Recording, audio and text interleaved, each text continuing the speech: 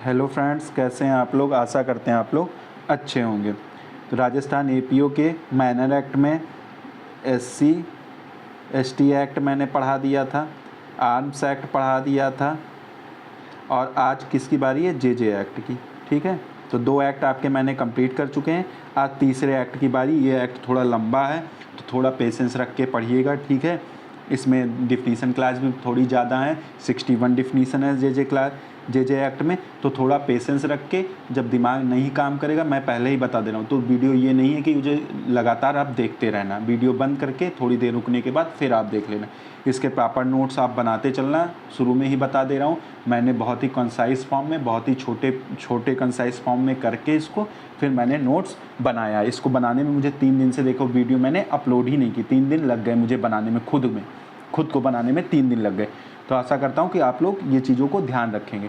और एक रिक्वेस्ट और है, जिन लोगों ने मेरे वीडियो को लाइक और सब्सक्राइब किया उसके लिए थैंक यू। बहुत लोगों ने इसे शेयर भी किया, उसके लिए भी बहुत बहुत धन्यवाद। इसके पहले वीडियो में थोड़ा इनिशियल फेज़ है तो मैं रिक्वेस्ट करता हूँ, इस वजह से आप लोग अगर जितने भी दोस्त हों या मित्र हों, तो उनको अगर मेरी वीडियो आपको अच्छी लगती है, अगर आपको फ़ायदा पहुँचाती है, तो 2-4 लोगों में शेयर करने से कोई दिक्कत आपको नहीं होनी चाहिए।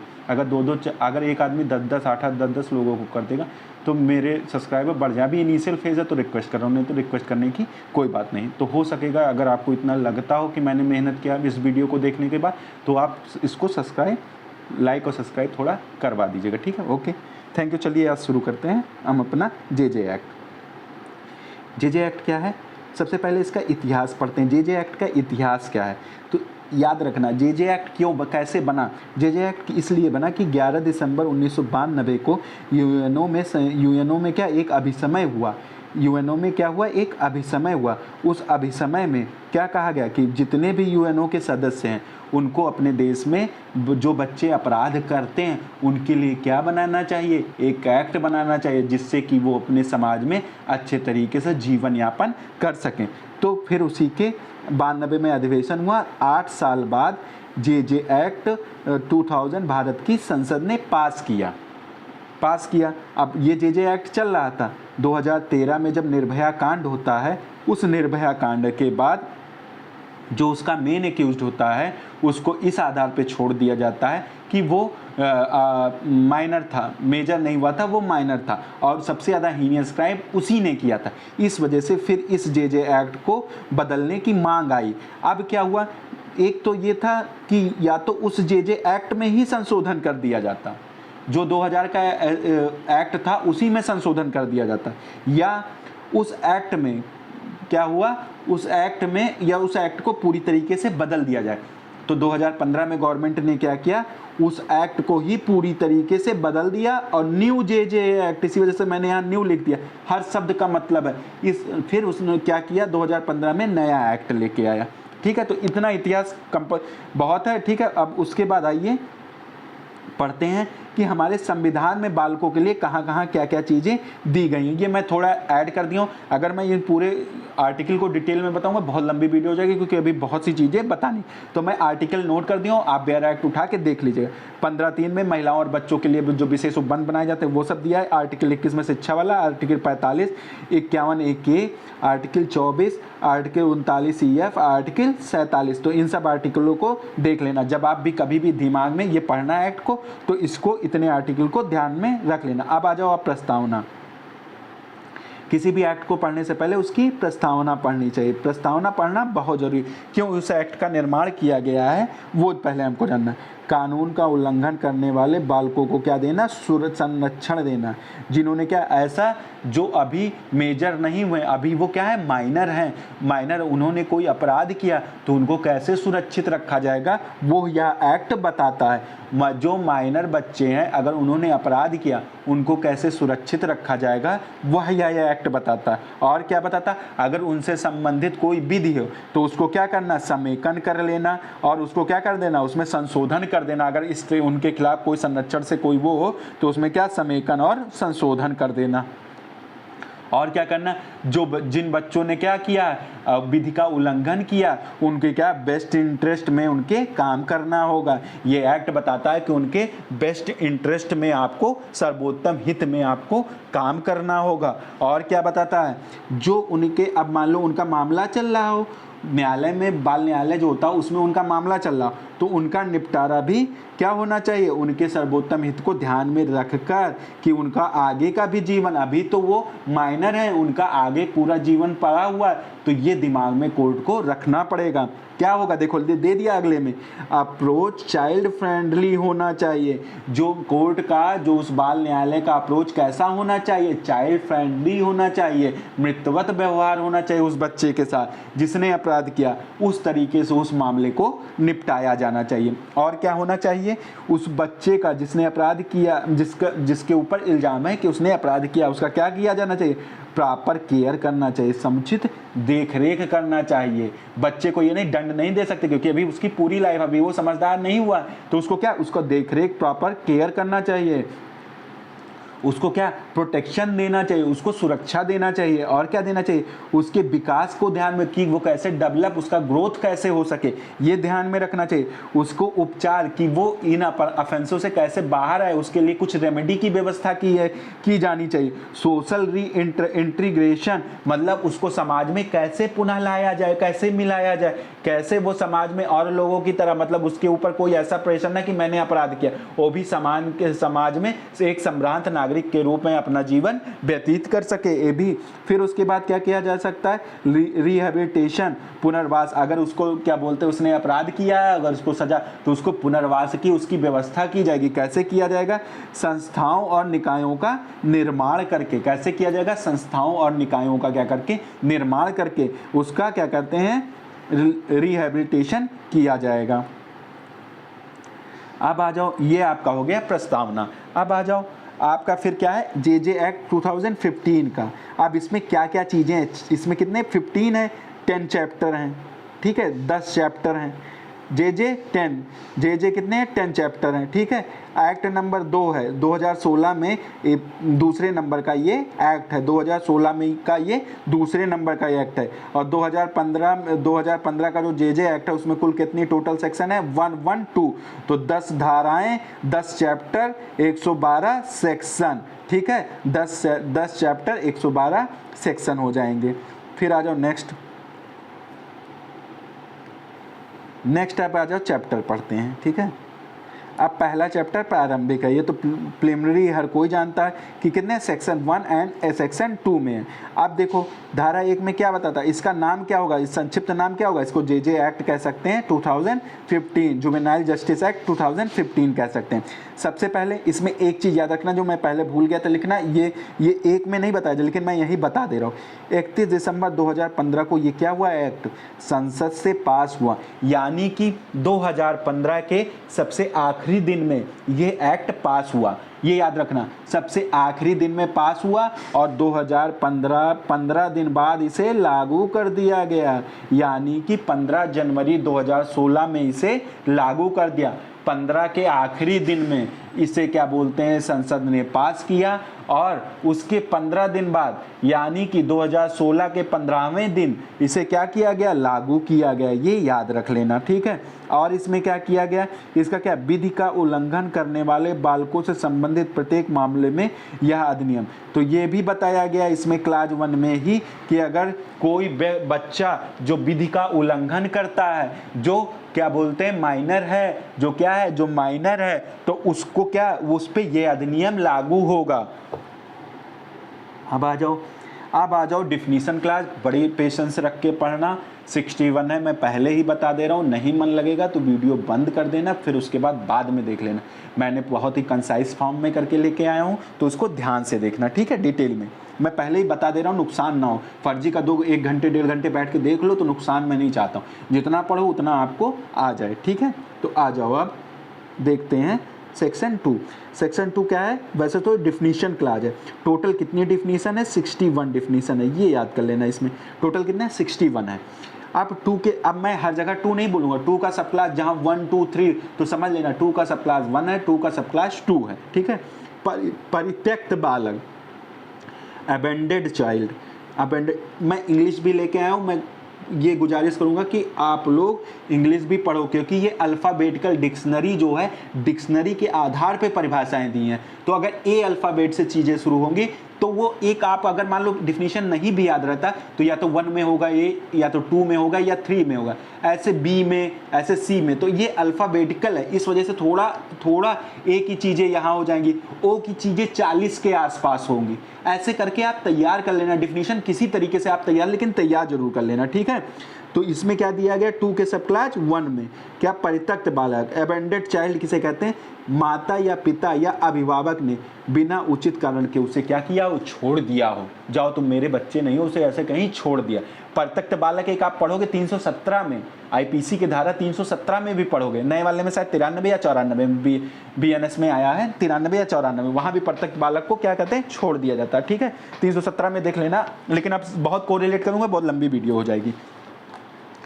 अब यहाँ तथा जांच के पश्चात समिति द्वारा परित्यक्त घोषित किया। अब परित्यक्त तो कर दिया, तो ऐसे ही उसे अबेंडेड चाइल्ड नहीं कहेंगे, जब तक जांच के पश्चात कमेटी द्वारा उसे क्या बोलते हैं, परित्यक्त घोषित ना किया गया हो, तब तक उसे परित्यक्त चाइल्ड नहीं कहेंगे। ये इंपॉर्टेंट है, समिति द्वारा उसे परित्यक्त घोषित जब तक नहीं किया जाएगा तब तक उसे अबेंडेड चाइल्ड नहीं कहेंगे। ये याद कर लो, ये दिमाग में बैठ गया इतनी चीज़ें। अब आ जाओ सेकेंड, आ जाओ। अब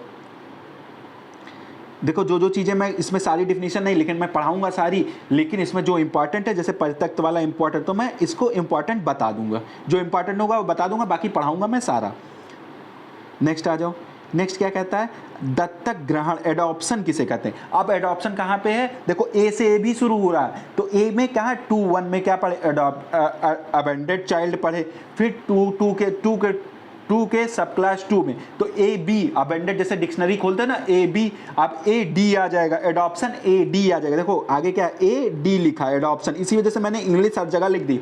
तो 2 के सब क्लास 2 में क्या दिया है, एडॉप्शन दिया। एडॉप्शन कैसे ये है, बायोलॉजिकल पेरेंट से अलग कर देना। क्या होता है एडॉप्शन, मतलब जो जिस माता ने उसे पैदा किया, जो उसका बायोलॉजिकल फादर है, उससे क्या कर देना, उसको अलग कर देना। कैसे अलग कर देना, दत्तक द्वारा, तथा दत्तक माता पिता के सभी अधिकारों, विशेषाधिकारों और उत्तरदायित्व का क्या करता है, वो प्रयोग करता है। मतलब बायोलॉजिकल फादर से उस बच्चे को जो गोद लेता है, वो जिस माता पिता ने उसे गोद लिया, उसके प्रिविलेज को, विशेषाधिकार मतलब प्रिविलेज को क्या करता है, वो उपयोग करता है, ठीक है। उनके राइट्स को, जो उसके पास राइट्स हैं एज अ चाइल्ड, जो उसके पास राइट है वो यूज करता है, ठीक है। और जो बच्चे के ऊपर राइट्स हैं वो उसके दत्तक माता पिता यूज करते हैं, प्रयोग करते हैं, तो उन्हीं को क्या कहते हैं, दत्तक ग्रहण कहते हैं। उसी को क्या कहते हैं, दत्तक ग्रहण। जैसे वह उनका कैसे प्रयोग करते हैं, जैसे कि वह उनका बायोलॉजिकल चाइल्ड है, मतलब जो उसकी दत्तक ग्रहण माता है, जैसे लगता है कि वो उसी के गर्भ से पैदा हुआ हो, ठीक है, बायोलॉजिकल चाइल्ड हो, ठीक है, से जुड़ा हो।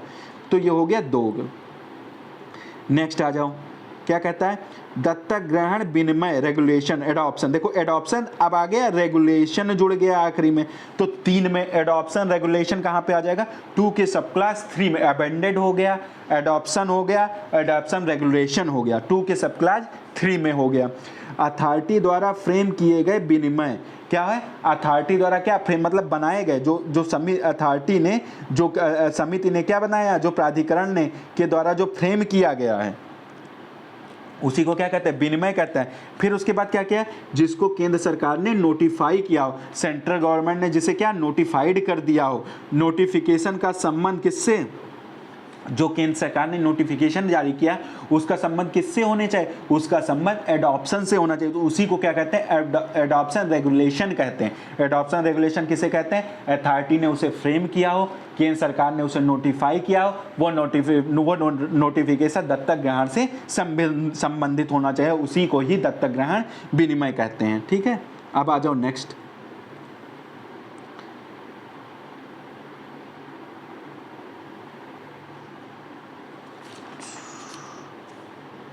देखो ये यहाँ एक मिस्टेक हो गई है, वो मैं सुधार दे रहा हूँ। ये 4 नहीं, ये 5 है।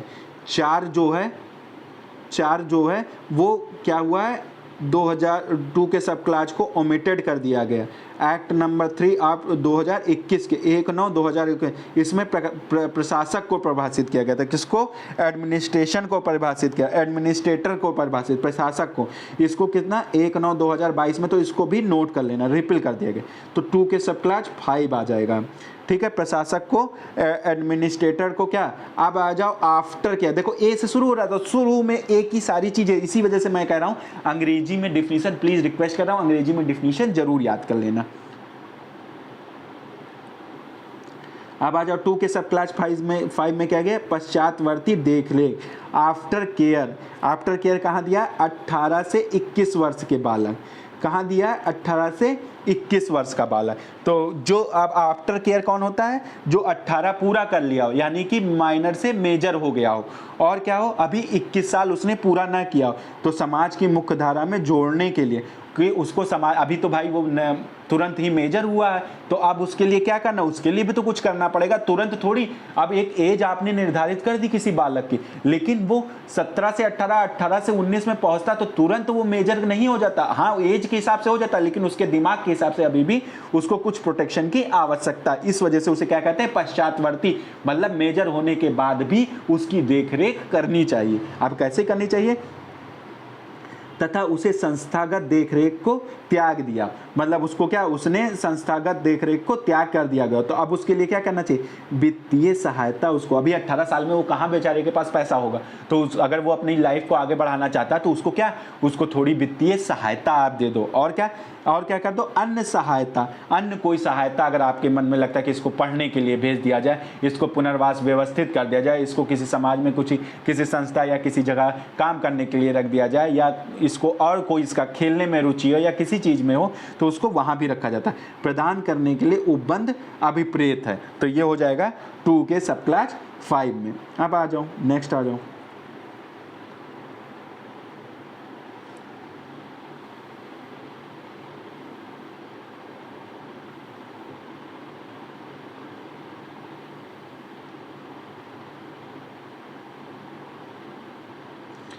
नेक्स्ट क्या है? प्राधिकृत विदेशी दत्तक ग्रहण अभिकरण, अथॉरिटी फॉरेन एडॉप्शन। थोड़ा देखो धुंधला हो गया होगा, खुद पीडीएफ बनाता हूँ तो हो सकता है थोड़ी दिक्कत हो गई, तो आप लोग डायरेक्ट खोल के इसे देख लेना अगर आपको पसंद है। मैं बोल दे रहा हूँ, प्राधिकृत विदेशी दत्तक ग्रहण अभिकरण, ठीक है, authorities foreign adoption agency, authorities foreign adoption agency, इसे क्या कहते हैं, या इसको कहते हैं अधिकृत विदेशी गोद लेने वाली संस्था। आसान भाषा में क्या कह सकते हो? ऐसी संस्था, कौन ऐसी एजेंसी जो क्या होते हैं? विदेशी से गोद लेने वाली संस्था द्वारा प्राधिकृत किया गया हो। तो कौन होना चाहिए इसमें? फॉरेन सोशल एजेंसी, विदेशी सामाजिक अधिकरण, विदेशी सामाजिक अधिकरण हो, या चाइल्ड वेलफेयर एजेंसी, बालक कल्याण अभिकरण, जो केंद्रीय गोद लेने वाली संसाधन प्राधिकरण CARA, ठीक है, कारा जो होता है, कारा द्वारा उस देश के केंद्रीय प्राधिकरण या सरकारी विभाग की सिफारिश द्वारा क्या किया गया हो? प्राधिकृत किया गया हो।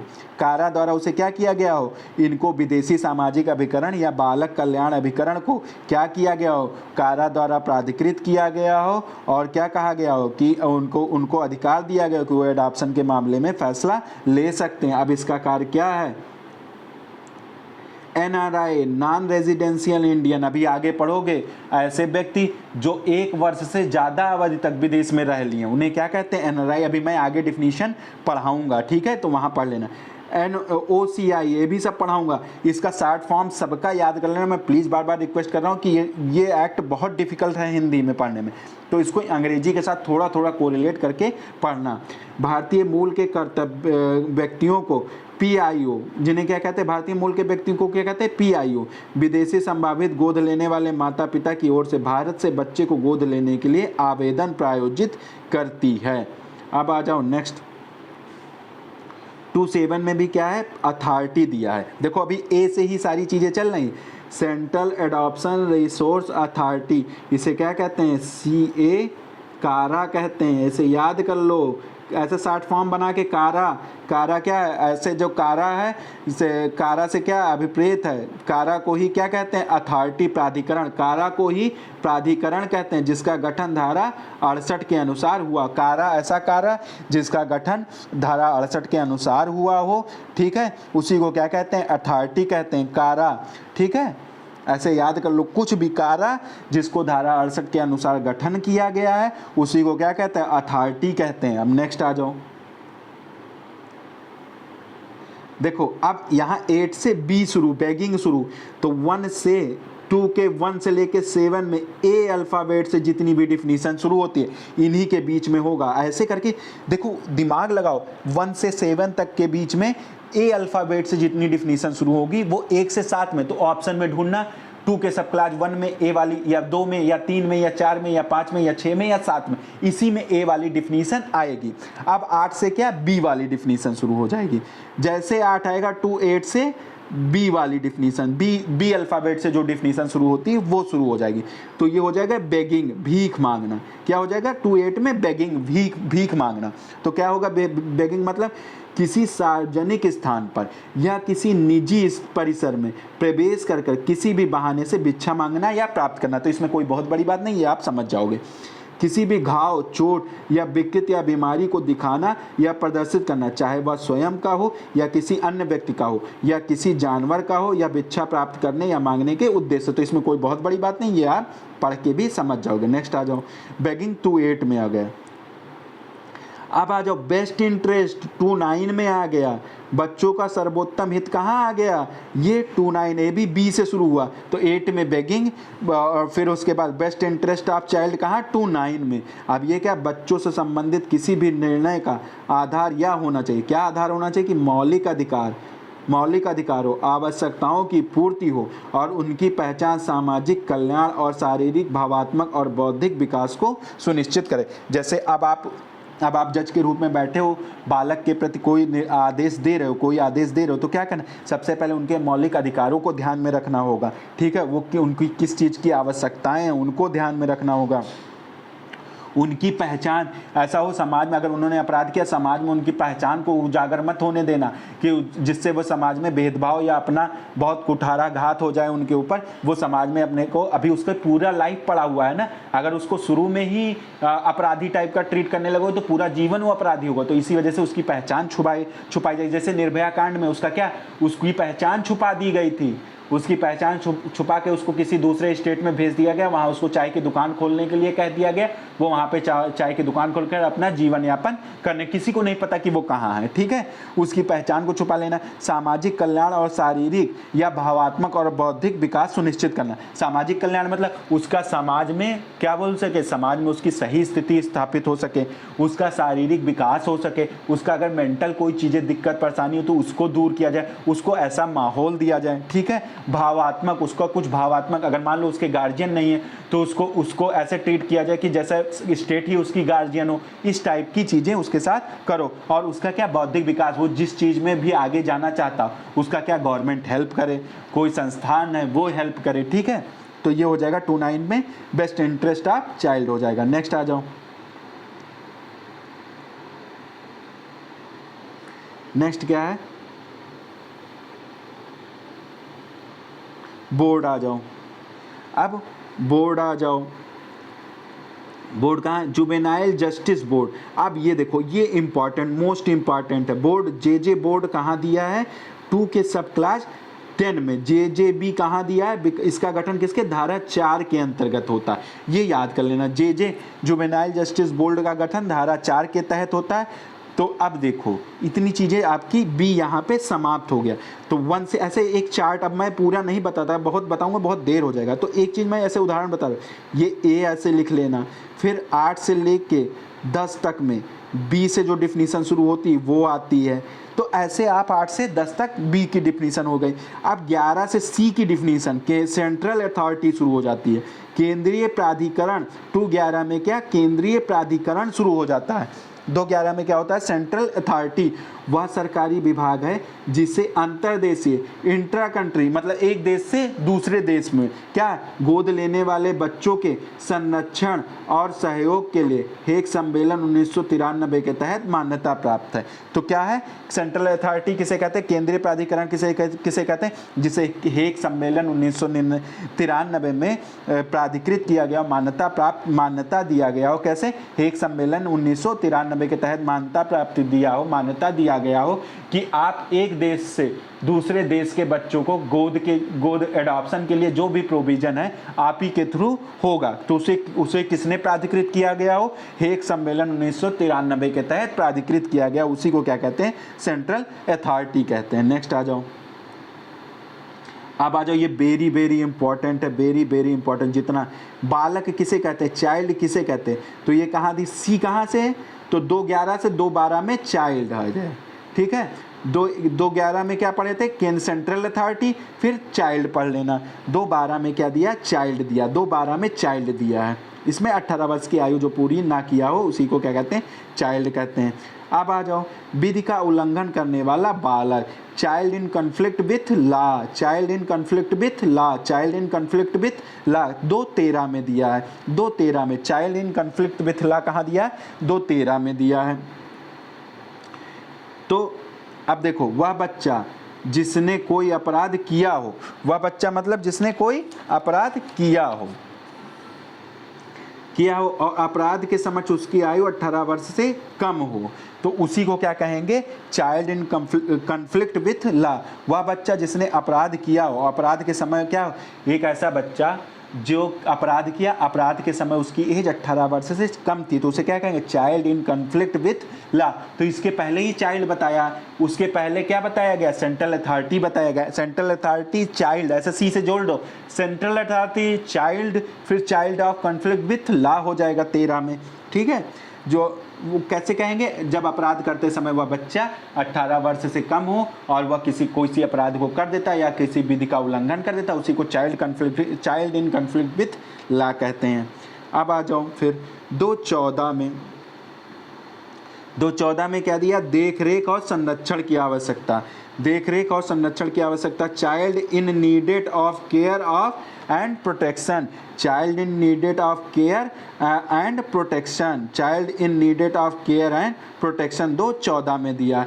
अब इसमें क्या हो, किस बालक को आप क्या बोलते हैं, संरक्षण प्रोटेक्शन दोगे, किसको चाइल्ड इन केयर की आवश्यकता है, वो ध्यान में आइए देखिए, किस बालक को देख रेख और संरक्षण की आवश्यकता है, उन बालक को देखा जाए। कौन सा बालक है, परित्यक्त अबेंडेड चाइल्ड, कौन सा कैसा बालक है, अबेंडेड चाइल्ड, क्या हो, जिसे उसके माता पिता अभिभावक ने छोड़ दिया हो। अबेंडेड 2 के सब क्लास 1 में पढ़े थे, ऐसे जोड़ लो, जब ये दिमाग में आए अबेंडेड 2 के सब क्लास 1 में अबेंडेड चाइल्ड को मैंने पढ़ा था। तो जिसके माता पिता अभिभावक ने छोड़ दिया हो, जिसके माता पिता अभिभावक ने छोड़ दिया उसे क्या कहते हैं, अबेंडेड चाइल्ड कहते हैं। अब क्या है, दूसरा क्या, गंभीर दुर्व्यवहार, जो शारीरिक या मानसिक या यौन दुर्व्यवहार का शिकार हुआ, मतलब उसने कोई अपराध नहीं किया लेकिन उसके शारीरिक, मानसिक या यौन दुर्व्यवहार उसके का वो क्या हुआ, शिकार हुआ। वो ऐसे बच्चे को क्या केयर और क्या दिया जाएगा, प्रोटेक्शन दिया जाएगा। और क्या, किस बच्चे को केयर और प्रोटेक्शन, जो बेघर हो गए हों, जिनके पास कोई घर ना हो, उनके पास रहने का कोई स्थायी आवास ना हो, उनको प्रॉपर केयर और प्रोटेक्शन दिया जाएगा। जो बच्चे अनाथ हो, जो बच्चे अनाथ हो, उनको प्रॉपर केयर और अटेंशन दिया जाएगा। जिन बच्चों का एक्सप्लॉयटेशन हुआ है, शोषण हुआ है, एक्सप्लॉयटेशन हुआ है, शोषण हुआ है, तो जैसे कैसे शोषण में बलात्संग कराया गया, उनसे तस्करी टाइप की चीज़ें कराई गई हों, तो उनको भी प्रॉपर केयर और प्रोटेक्शन दिया जाएगा, ये दिमाग में रख लेना। फिर उसके बाद जो किसी क्या करते हैं, जो किसी प्राकृतिक आपदा या महामारी मतलब जैसे कोरोना टाइम में जो बच्चे अपने माता पिता को खो दिए, कहीं कोई अब उनके साथ नहीं बचा, तो उनको भी प्रोटेक्शन दिया जा सकता है। या बाढ़ में कुछ बच्चे क्या होते हैं, माता पिता कहीं गायब हो जाते, बच्चा अकेले बचता, तो उनका भी प्रोटेक्शन और केयर किया जाएगा, ठीक है। तो 2-6 में तो इतने प्रकार के बच्चे दिए गए हैं। अब आ जाओ नेक्स्ट, देखो है तो इसमें बहुत, लेकिन मैं इंपॉर्टेंट लेके आया हूँ। 2 के सप्लाई 14 में जो दिया है तो बहुत, लेकिन जो ज़रूरी है वही मैं उतना लेके आया हूँ, ठीक है।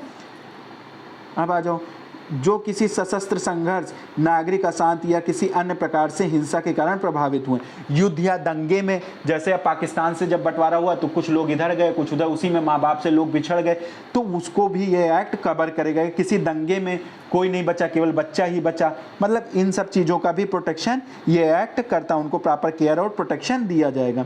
जो किसी भी गंभीर बीमारी, विकलांगता से क्या हूँ, पीड़ित हूँ, गंभीर बीमारी या विकलांगता से क्या हूँ, पीड़ित हूँ, और क्या हूँ, और जिनके माता पिता या अभिभावक उनकी देखभाल करने में क्या हूँ, असमर्थ हूँ। ऐसे भी लोग माता पिता हैं लेकिन क्या हो, किसी गंभीर बीमारी से ग्रसित हो या विकलांग हो, तो ऐसे भी बच्चों को प्रॉपर केयर और प्रोटेक्शन दिया जाएगा, ठीक है। ये 8 में बताया गया है। अब आ जाओ चाइल्ड फ्रेंडली, ये पढ़ लेना। 2.15 में क्या दिया, चाइल्ड फ्रेंडली दिया है, बालक हितैषी दिया है। क्या दिया, बालक हितैषी, ऐसा व्यवहार या तरीका जो बच्चों के लिए, अब बालक हितैषी कैसे हो सकता है, बालक के साथ ऐसा व्यवहार किया जाए जो क्या बच्चे को अच्छा लगे, बच्चे को एक अच्छा माहौल क्रिएट कराए, तो उसी को क्या कहते हैं, ऐसा व्यवहार या तरीका जो बच्चे को अच्छा लगे, या ऐसा माहौल जो बच्चे को सुरक्षित और खुश महसूस कराए। क्या कराए, बच्चे को सुरक्षित और खुश महसूस कराए। ऐसा दृष्टिकोण जो बच्चों की भलाई और उनके सर्वोत्तम हित को ध्यान में रखा जाए। ऐसा क्या, जो बच्चों की भलाई और सर्वोत्तम हित को ध्यान में रखा जाए। नेक्स्ट आ जाओ 2.16, बालक का दत्तक ग्रहण के लिए विधिक रूप से स्वतंत्र होना। Child legally free from adoption, कि ऐसे बालक को आप, जब तक वो चाइल्ड फ्री फॉर एडॉप्शन नहीं होगा तब तक उसका एडॉप्शन नहीं किया जाएगा, उसका दत्तक ग्रहण नहीं किया जाएगा। जब तक वो फ्री नहीं होगा चाइल्ड, तब तक उसका दत्तक ग्रहण नहीं किया जाएगा। ये 2.16 में क्या कहता है, धारा 38 के जांच के पश्चात, जब तक इन्वेस्टिगेशन धारा 38 में नहीं होगी, ये धारा 38 में इन्वेस्टिगेशन हो, इन्वेस्टिगेशन अन्वेषण होता है, इंक्वायरी होगी, धारा 38 में इंक्वायरी होगी। इंक्वायरी के बाद अगर समिति को लगेगा, कमेटी को लगेगा कि वह गोद लेने के लिए स्वतंत्र घोषित, अगर कमेटी उसे गोद लेने के लिए स्वतंत्र घोषित कर देती है तो ही उस बच्चे को गोद लिया जाएगा। ये याद रख लेना, 2.16 में दिया है। किसके, धारा 38 के तहत, वो हर प्रकार धारा 38 में जो प्रावधान बताए गए हैं उनके तहत वो इंक्वायरी करेगा। कौन करेगा, समिति करेगी, कमेटी करेगी। उसके बाद अगर वो फ्री चाइल्ड घोषित करती है तभी उसका दत्तक ग्रहण हो सकता है। अब नेक्स्ट आ जाओ, child welfare officer. Child welfare officer कहाँ है, इसको क्या कह सकते हैं, CWP, यहाँ पे क्या, इसको कह सकते हैं CWO कह सकते हैं, चाइल्ड वेलफेयर ऑफिसर CWO, और इसको क्या कहते हैं CWPO। ऐसे याद कर लो, 2.18 में CW जैसे आएगा 17, CWPO जैसे आ जाएगा, वो कहाँ मार दोगे, 18 में मार देना। तो ऐसे करके शॉर्ट फॉर्म में बना लो। क्या कहता है, वह व्यक्ति है जो बच्चों के गृह में काम करता है और समिति या बोर्ड के निर्देशों का क्या करता है, पालन करता है, उसी को क्या कहेंगे, चाइल्ड वेलफेयर ऑफिसर। क्या होगा, जहां बच्चे रह रहे हैं, कोई गृह है, कोई क्या बोलते हैं, जैसे संरक्षण गृह बनता है तो उसका जो देखभाल करता है, जिसके अंडर में वो बच्चे रह रहे हों, और वो क्या बोर्ड द्वारा कोई नियम या विनिमय बनाया गया हो, उनके निर्देशों का पालन करते हुए उनके अंडर में वो बच्चे रह रहे हैं, उसी को क्या कहते हैं, चाइल्ड वेलफेयर ऑफिसर कहते हैं। अब आ जाओ, बालक कल्याण पुलिस अधिकारी, चाइल्ड वेलफेयर पुलिस ऑफिसर किसे कहते हैं, ऐसा अधिकारी जिसे धारा 107 के तहत नामित किया गया। अब ये याद कर लेना, 107(1) के तहत जिसे क्या, चाइल्ड वेलफेयर पुलिस ऑफिसर घोषित किया गया, उसे क्या कहते हैं, बालक कल्याण पुलिस अधिकारी कहते हैं। 2.18 में बताया। नेक्स्ट आ जाओ, क्या कहता है, बालक गृह, चाइल्ड होम किसे कहेंगे, CH, चाइल्ड होम, इसको कैपेबल होमोसाइड मत समझ लेना। CH कहाँ दिया, 19 में। Children home, CH children home कहाँ दिया है, चिल्ड्रेन होम 2.19 में दिया है।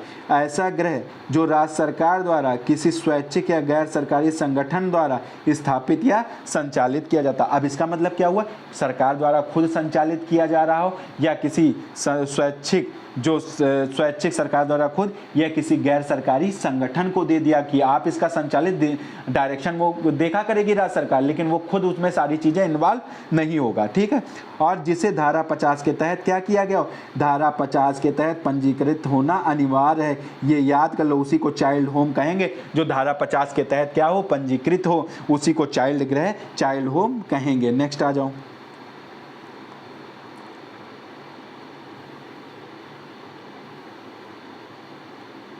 देखो आगे आप बालक न्यायालय, ये इंपॉर्टेंट है, चिल्ड्रन कोर्ट, अभी सी से ही चल रहा है, सब सी से ही चल रहा है। कहाँ से सी, 211 से शुरू हुआ था, 211 से 220 तक सब सी चल रहा है। चिल्ड्रन कोर्ट किसे कहते हैं, बालक न्यायालय किसे कहते हैं, बाल संरक्षण, बाल अधिकार संरक्षण आयोग, बाल संरक्षण आयोग और क्या के तहत स्थापित जो न्यायालय है, ठीक है। और किसके, यौन अपराधों से बच्चों का संरक्षण अधिनियम, यौन अपराधों से बच्चों का संरक्षण अधिनियम 2012 के तहत जो स्थापित न्यायालय वो आता है। अगर इन दोनों के तहत जो न्यायालय नहीं स्थापित हुए तो कौन से न्यायालय, जो ऐसा न्यायालय नामित नहीं किया गया, वहाँ क्या होगा, वहाँ इस अधिनियम के तहत अपराधों की सुनवाई करने के आधार सत्र न्यायालय होगा। जहाँ ऐसे न्यायालय नहीं होंगे वहाँ कौन से न्यायालय होंगे, सत्र न्यायालय होंगे, ये याद कर लेना, क्या होंगे, सत्र न्यायालय होंगे। अब देखो इसमें, देखो मैं इसे शॉर्ट फॉर्म में बता दे रहा हूँ, वो आप याद कर लेना। पी, ये याद कर लेना, PCRA, ये 2005 वाला है, इसके तहत कोई न्यायालय स्थापित किया जा रहा हो। और फिर उसके बाद क्या है, P, protection of children from sexual offence act, protection of children from sexual offences act 2012। इन दोनों एक्टों के तहत अगर न्यायालय स्थापित हो तो उसे बाल न्यायालय कहेंगे, या जो अगर इनके तहत नहीं स्थापित किया जाता तो उस अधिनियम के अपराधों की जो सुनवाई करने के लिए अधिकार क्षेत्र रखता, उसमें कौन सा होगा, सत्र न्यायालय होगा। तो 3 प्रकार की कोर्टें हो गई बालक न्यायालय में। अब आ जाओ नेक्स्ट 220 में। 220 में क्या है, चाइल्ड देखरेख संस्था, CCI, इसको चाइल्ड केयर इंस्टीट्यूशन कहते हैं, या इससे याद कर लेना, CCI 221 में दिया, CCI कहाँ दिया, 221 में। चाइल्ड केयर इंस्टीट्यूशन कहाँ दिया, 221 में। वह स्थान है जहाँ बच्चों की देखभाल और संरक्षण के लिए उन्हें रखा जाता है। वह कैसा है, वह स्थान है जहाँ बच्चों की देखभाल और संरक्षण के लिए रखा जाता है। और इसमें विभिन्न प्रकार की संस्थाएं शामिल हैं, जैसे बाल गृह, खुला आश्रय, निरीक्षण गृह, विशेष गृह, सुरक्षित स्थान, विशेष अधिकृत गोद लेने वाली एजेंसी और के कोई भी उपयुक्त सुविधा जो इस अधिनियम के तहत मान्यता प्राप्त है। तो इतनी चीज़ें पढ़ लो, कोई दिक्कत नहीं है इसमें, ठीक है। अब आ जाओ कमेटी किसे कहते हैं, ये इंपॉर्टेंट है, ठीक है। किसके, धारा 27 के अधीन गठित कोई बाल कल्याण समिति अभिप्रेत है। बस धारा 27 के अधीन बाल कल्याण, किसके, धारा 27 के अधीन बाल कल्याण समिति। बाल कल्याण समिति को क्या कहते हैं, क्या होना चाहिए, 2 बाल कल्याण, हाँ, जो धारा 27 के अधीन गठित बाल कल्याण समिति है उसी को क्या कहेंगे, कमेटी कहेंगे, उसी को क्या कहेंगे, कमेटी कहेंगे। बाल कल्याण को क्या कहते हैं, चाइल्ड CWC,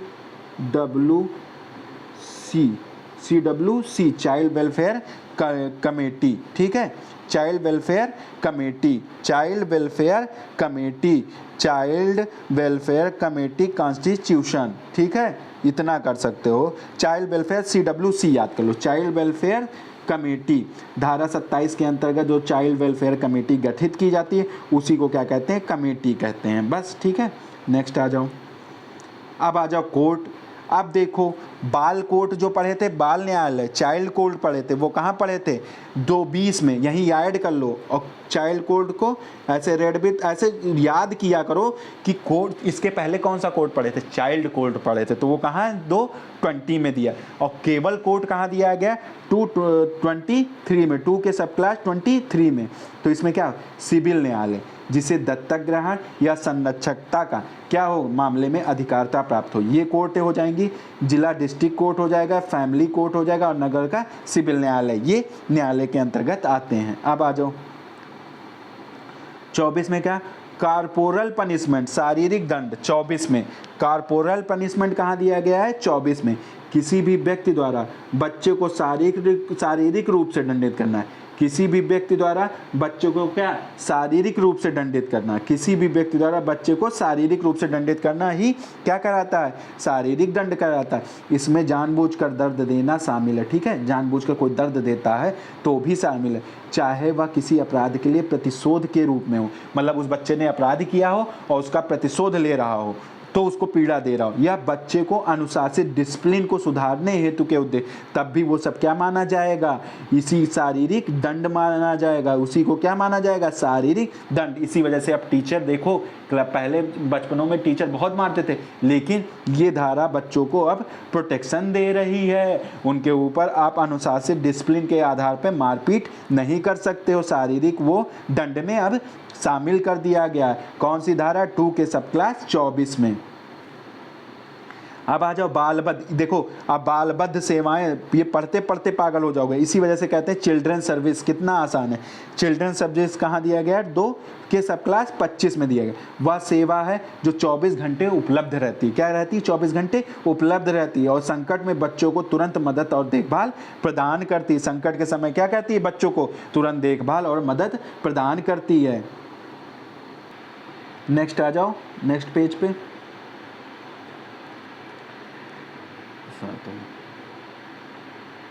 थोड़ा बड़ा कर देते हैं। आप देखो सी तक, तो सी अब कहाँ से शुरू हुआ था, सी के बाद अब डी शुरू, 26 से क्या होता है, डी। तो ऐसे नहीं याद हो रहा, डिफिनीशन बहुत बड़ी है। तो सी कहाँ से पढ़े थे, चाइल्ड कहाँ से पढ़े थे भाई, चाइल्ड को 11 से पढ़े थे, सेंट्रल अथॉरिटी से शुरू किए थे 11 से लेके 25 तक, सी वाला 11 से लेके 25 तक। अब 26 से क्या हो रहा है, डी वाला शुरू हो रहा है, डी अल्फ़ाबेट से जितनी डिफिनीशन है वो 26 से शुरू हो रही। तो ऐसे एक चार्ट बना के रख लेना, ठीक है। बालक संरक्षण एकक, एकक को यूनिट पढ़ना, भाई इतनी शुद्ध हिंदी पढ़ने की कोई जरूरत नहीं कि दिमाग आधा क्वेश्चन एकक समझने में ही लग जाएगा, तो आगे क्या चीज़ समझोगे। तो इसको एकक को क्या पढ़ना, यूनिट पढ़ना, ठीक है। District child protection unit, DCPU, district child protection unit, district child DCPU, DCPU, district child protection 226 में दिया। ऐसा बाल संरक्षण इकाई जो राज्य सरकार द्वारा धारा 106 के तहत क्या किया गया, स्थापित। देखो मैंने जहाँ तक हो रहा है मैं सरल कर दे रहा हूँ, लेकिन मेहनत थोड़ी करनी पड़ेगी। मैं जान रहा हूँ टफ है, बहुत डिफिनीशन नहीं याद होगी, लेकिन भाई 2-3 बार 4 बार याद कर लेना, देख लेना, इसे बार बार दिमाग में बैठ जाएगा, याद पक्का हो जाएगा। 3-4 बार देख लोगे याद पक्का हो जाएगा। ऐसा बालक संरक्षण इकाई जो राज्य सरकार द्वारा धारा 106 के तहत, कैसे, ऐसा बाल संरक्षण इकाई, ऐसा बाल संरक्षण यूनिट, चाइल्ड प्रोटेक्शन यूनिट जो राज्य सरकार द्वारा किसके, धारा 106 के तहत स्थापित। मैं जितना सरल हो सका उतना सरल करने की कोशिश किया हूँ। यह इकाई जिले में इस अधिनियम और अन्य बाल संरक्षण उपायों के कार्यान्वयन का मुख्य केंद्र होता है, ठीक है। तो इसमें कोई ज़्यादा चीज़ पढ़ने की जरूरत नहीं। आ जाओ, अब ये नया क्लास जुड़ा है तो ये पढ़ना हमको बहुत ज़्यादा जरूरी है, नए क्लास को जरूर पढ़ लेते हैं। जिला magistrate, district DM, district magistrate किसे कहेंगे, 2021 के अधिनियम द्वारा इसको प्रतिस्थापित किया गया और 1/9/2022 से इसको क्या अंतः स्थापित पास हो गया और अंतः स्थापित कर दिया गया कब, 1/9/2022। 1/9/2022 वाली डेट याद कर लेना। जिले का अपर जिला मजिस्ट्रेट अभियुक्त, इसके अंतर्गत कौन आता है, जिला मजिस्ट्रेट। अपर जिला मजिस्ट्रेट कौन आता है, अपर जिला मजिस्ट्रेट, इसके अंतर्गत कौन आता है, अपर जिला मजिस्ट्रेट आता है। कौन आता है, अपर जिला मजिस्ट्रेट आता है।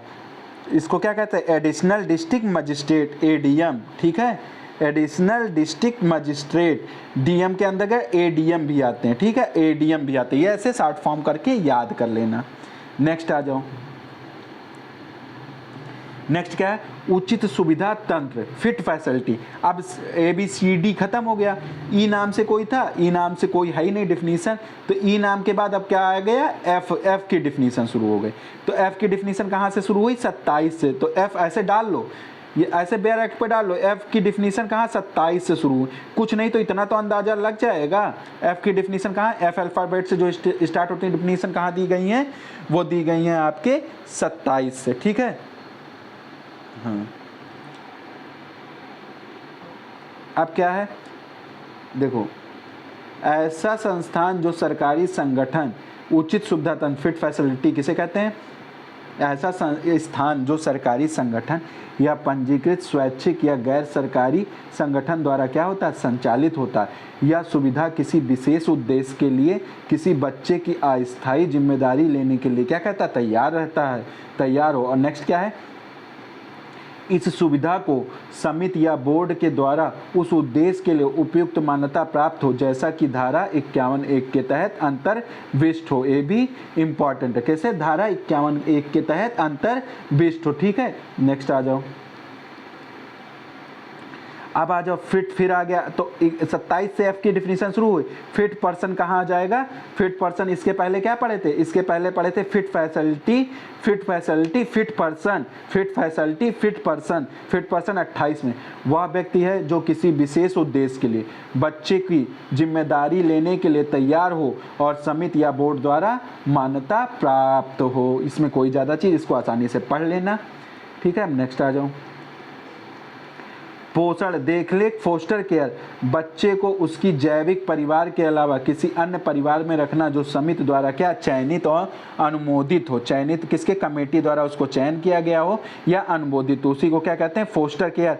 Fit person foster care, foster care कहाँ दिया है, 2 के सब क्लास 29 में दिया। फोस्टर केयर कहाँ दिया गया है, 2 के सब क्लास 29 में दिया गया है। अब नेक्स्ट आ जाओ,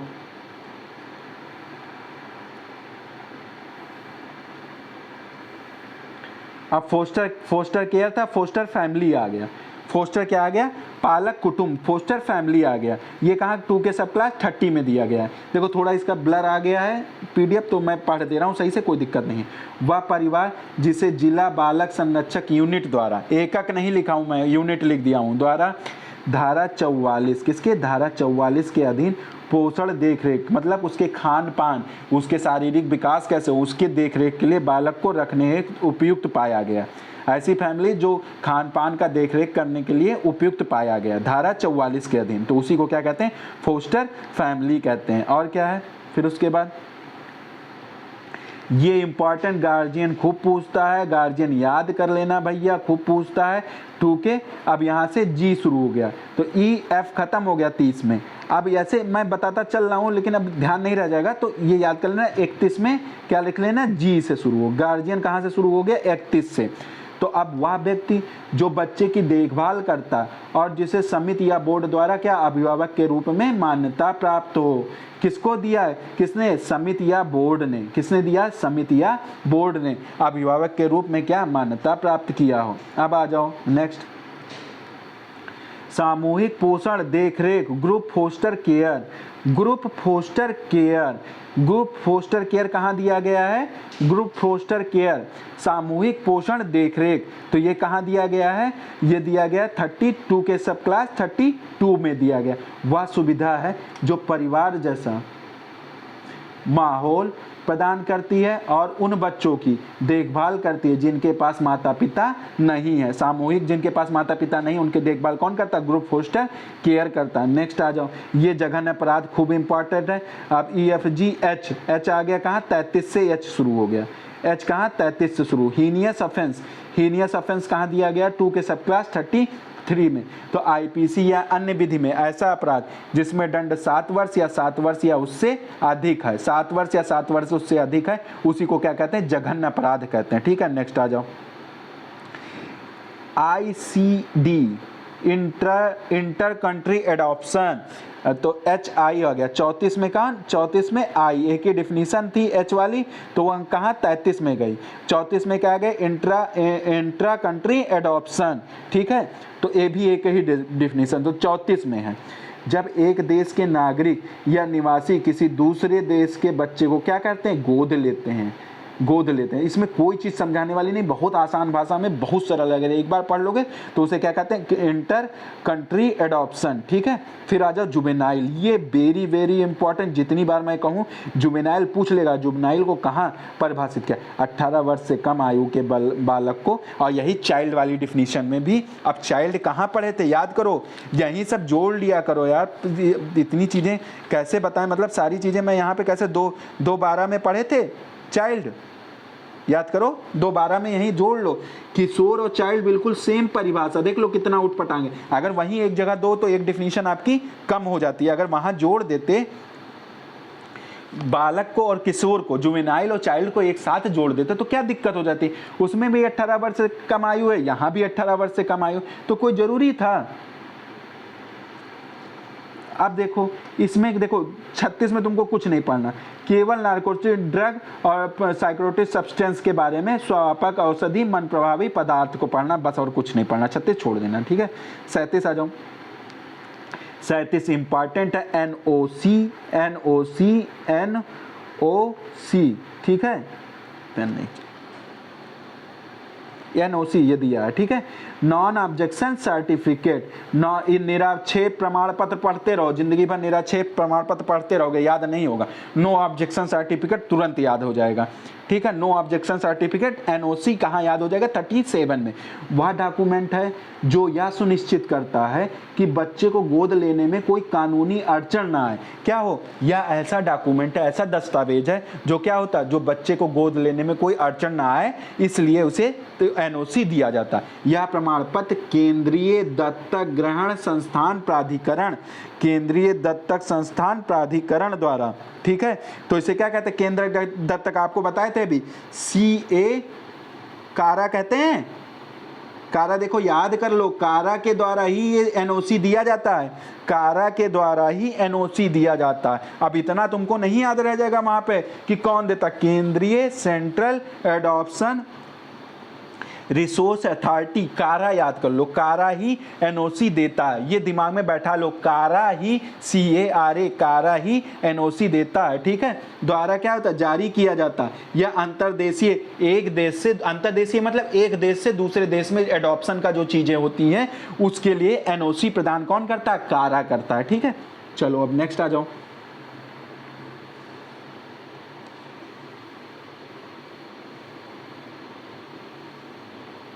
वो देखो मैं अल्फ़ाबेट वाला छूट गया, तो आप लोग जहाँ जहाँ अल्फ़ाबेट नया शुरू हो रहा है उसको अंडरलाइन करते तो याद करने में, एक एग्जाम में एक क्या बोलते हैं, टिक लगाने में थोड़ा आसानी हो जाएगा आप लोगों को, ठीक है। अब आ जाओ, अब आ जाओ, क्या कहता है, अनिवासी, NRI, देखो NRI अनिवासी भारतीय याद करते हैं। NRI कहाँ दिया, 2 के सब क्लास 38 में। NRI किसे कहते हैं, आप NRI कैसे कहते हैं, ऐसा व्यक्ति क्या हो जिसके पास क्या हो, पासपोर्ट हो, क्या हो, पासपोर्ट हो, ऐसा व्यक्ति जिसके पास क्या हो, पासपोर्ट हो, वर्तमान में 1 से अधिक वर्ष तक विदेश में रहा हो। मतलब ये नहीं कि आज तुम गए और कल विदेश में रहने लगे, NRI नहीं कहलाओगे। जब तक आप किसी भी देश में, किसी भी कंट्री में 1 वर्ष से ज्यादा लगातार समय व्यतीत नहीं कर लेते हैं, तब तक आप NRI नहीं कहलाओगे। ये कौन सा क्लास बताता है, 2 का सब क्लास 38 बताता है। अब नॉन NRI आ गया। अब आ जा नोटिफिकेशन, कहाँ दिया है, 39 में नोटिफिकेशन दिया है।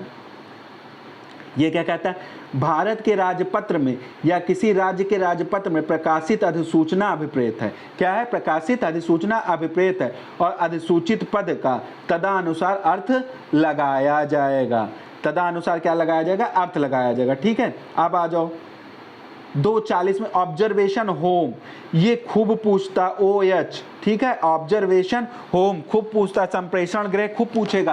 कहाँ दिया गया, 2 के सब क्लास 40 में दिया गया। अब इसको इस्टेब्लिश किया गया, इसका मेंटेन कैसे किया जाता है, कहाँ इस्टेब्लिश होता है, कैसे मेंटेन होता है, ये सब कहाँ, ये ऑब्जर्वेशन होम की परिभाषा में बताया गया, ठीक है। तो अब देखो इसे पढ़ो, क्या कहता है, इस्टेब्लिश्ड एंड मेंटेन्ड, कैसे हर डिस्ट्रिक्ट में इसको इस्टेब्लिश और मेंटेन किया जाएगा, या कई डिस्ट्रिक्टों के समूह में इसको इस्टेब्लिश और मेंटेन किया जाएगा। अब क्या होगा, राज्य सरकार द्वारा खुद या किसी स्वैच्छिक या गैर सरकारी संगठन द्वारा यह किया जा सकता है। और फिर आ जाओ नेक्स्ट, यह ऑब्जर्वेशन होम कैसा होना, धारा 47 में धारा 47 में ये याद कर लो, इसको रेड विथ 47 कर लो, 47 का क्लाज 1 कर लो। बिंदिष्ट प्रयोजन के लिए उस रूप में रजिस्ट्रीकृत क्या संप्रेषण गृह अभिप्रेत है। नेक्स्ट आ जाओ, अब क्या पढ़ना, खुला आश्रय ओपन शेल्टर। ओपन शेल्टर किसे कहते हैं, ओपन शेल्टर किसे कहते हैं, राज्य सरकार द्वारा 43(1), तो इसके पहले क्या पढ़े थे 47(1), ऑब्जर्वेशन होम और open shelter. Observation home, open shelter. Observation home होगा सेक्शन 47 का क्लाज होम क्लाज 1, और ओपन शेल्टर सेक्शन 43 का क्लाज 1 के अधीन क्या होना चाहिए, के अधीन बालकों के लिए क्या होना चाहिए, स्वयं द्वारा या किसी स्वैच्छिक या गैर सरकारी संगठन के माध्यम से स्टेब्लिश और मेंटेन करेगा। नेक्स्ट आ जाओ, अब देखो ये पूछता है, ये क्वेश्चन खूब पूछता है, अनाथ किसे कहते हैं, ऑर्फन किसे कहते हैं, अनाथ ऑर्फन किसे कहते हैं। ऐसा बालक, देखो ऑर्फन पूछा 2 के 42 में दिया, 2 के सब क्लास 42 में ऑर्फन दिया। ऑर्फन किसे कहते हैं, जिसके जैविक या दत्तक माता पिता या विधिक संरक्षक नहीं हो। एक तो ये हो जाएगा, जिसका विधिक संरक्षक उसकी देख रेख करने का इच्छुक नहीं है या असमर्थ हो गया, या तो उसकी इच्छा नहीं रह गई है या तो वो क्या हो गया, असमर्थ हो गया हो, तो उसी को क्या कहेंगे, अनाथ कहेंगे। ठीक है, अब देखो ये आ गया विदेशी नागरिक। एनआरआई पढ़े थे तो एनआरआई पढ़े थे तो एनआरआई और एनआरआई को यहीं जोड़ लिया करो। ठीक है, जैसे देखो 238 में पढ़े थे एनआरआई, तो उसको यहीं जोड़ लो, एनआरआई ऐसे सब जोड़ लिया। अब कितनी चीजें बताऊं, बहुत लंबा हो जाएगा। ओसीआई, अब कभी ठीक है, ठीक है, विदेशी overseas citizen of India, overseas citizen, OCI को क्या कहते हैं, ओवरसीज सिटीजन ऑफ इंडिया 243 में, एनआरआई 238 में। ये क्या है, नागरिकता अधिनियम के तहत कोई रजिस्ट्रीकृत व्यक्ति है। नागरिकता अधिनियम 1955 के तहत रजिस्ट्रीकृत कोई व्यक्ति को ही क्या कहते हैं, ओसीआई कहते हैं। ठीक है, नेक्स्ट आ जाओ,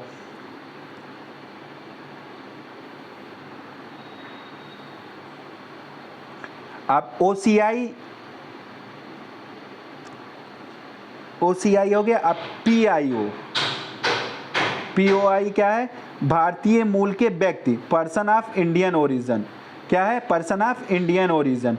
पीआईओ, ओसीआई पढ़े थे, अब पीआईओ, ओसीआई 43 में, एनआरआई 38 में। ये सब एक साथ यार लिख लेना और चिपका लेना, इसमें से एक जरूर पूछेगा। ठीक है, तो अब इसमें क्या कहता है, कहता भारतीय मूल का लेकिन अन्य देश का नागरिक होना चाहिए। क्या हो, भारतीय मूल, पैदा तो भारत में हुआ है लेकिन वो क्या हो, अन्य देश का नागरिक हो। और क्या है, और उस व्यक्ति के पूर्वज भारत में पैदा हुए हैं, या तो उसके वो नहीं है, उसके पूर्वज भारत में पैदा हुए हैं, या वह व्यक्ति कभी भारत का नागरिक था, या वह कभी भारत का नागरिक था। ऐसा व्यक्ति जो केंद्र सरकार द्वारा जारी person of India origin card धारक करता हो, person of India origin card धारण करता हो। अब आ जाओ, नेक्स्ट क्या है, 45 में क्या कहता है, पिटी ऑफेंसेस, छोटे अपराध। पिटी ऑफेंसेस कहाँ दिया है, 2 के सब क्लास 45 में। पिटी ऑफेंसेस मतलब क्या होता है, आईपीसी या किसी अन्य विधि में। अब क्या हो, जिसमें कारावास अधिकतम 3 वर्ष, मोस्ट इंपॉर्टेंट है, ये क्वेश्चन जरूर याद कर लेना, ये खूब पूछता है। ठीक है, पिटी ऑफेंसेस जुवेनाइल जस्टिस एक्ट में कहा जाएगा, ऐसे अपराध जिसमें कारावास इम्प्रिजमेंट 3 वर्ष से क्या हो, अधिकतम कितना हो, 3 वर्ष हो, अधिकतम कितना हो, 3 वर्ष हो, उसे पिटी ऑफेंसेस ही माना जाएगा। नेक्स्ट आ जाओ, सुरक्षित स्थान, प्लेस ऑफ सेफ्टी किसे कहेंगे, ऐसा कोई संस्थान या स्थान जो हवालात या जेल नहीं है। इसके अंतर्गत संप्रेक्षण गृह या किसी विशेष प्रकार का गृह संबंधित है। प्लेस ऑफ सेफ्टी मतलब 246 में दिया है। अब प्रेस्क्राइब्ड कहाँ दिया है, प्रेस्क्राइब्ड कहाँ दिया, इस अधिनियम के तहत बनाए गए नियमों द्वारा विहित अपराध। इस नियम के द्वारा जो नियम बनाए गए उन्हीं को क्या कहते हैं, प्रेस्क्राइब्ड बाय रूल। ठीक है, 247 में है। नेक्स्ट आ जाओ, 247 में परीक्षा अधिकारी, प्रोबेशन ऑफिसर, ये खूब इंपॉर्टेंट है। प्रोबेशन ऑफिसर कहाँ दिया गया? 248 में। राज्य सरकार द्वारा अपराधी परिवीक्षा अधिनियम 1958 के अधीन नियुक्त परिवीक्षा अधिकारी। राज्य सरकार द्वारा जिला बालक संरक्षक यूनिट के अधीन नियुक्त विधि यह सह परिवीक्षक अधिकारी है। ठीक है। अब सेक्शन 49 अरे 2 का सब क्लास 49 भावी दत्तक माता पिता। Prospective adoption parents. Prospective adoption parent भाभी मतलब जो होने वाले माता पिता हैं उनके बारे में कहाँ बताया गया? 242 के सब क्लास 49 में। ठीक है। धारा 57 के अनुसार बालक के दत्तक के लिए पात्र व्यक्ति अभिप्रेत हैं। मतलब धारा 57 के तहत जिन व्यक्ति को पात्र घोषित किया गया कि वो चाइल्ड को क्या करते हैं? एडॉप्ट कर सकते हैं, उन्हीं को क्या कहेंगे? भावी दत्तक माता पिता। कौन से? धारा 57 के तहत। अब आ जाओ नेक्स्ट, लोक स्थान पब्लिक प्लेस। ठीक है, का अर्थ वही होगा जो अनैतिक व्यापार अधिनियम 1956 में। ठीक है, पब्लिक प्लेस में। नेक्स्ट आ जाओ,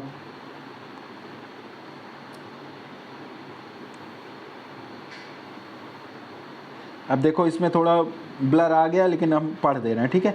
2 के सब क्लास 59 में क्या है? रजिस्टर्ड रजिस्ट्रीकृत जो कोई भी संस्थान या संगठन बच्चों की देखभाल के लिए सरकार द्वारा मान्यता प्राप्त और पंजीकृत है तथा जिसको धारा 41 के अधीन प्राधिकृत और रजिस्ट्रीकृत किया गया है, ऐसे अधिकरण या सुविधा तंत्र को रजिस्ट्रीकृत कहते हैं। ठीक है।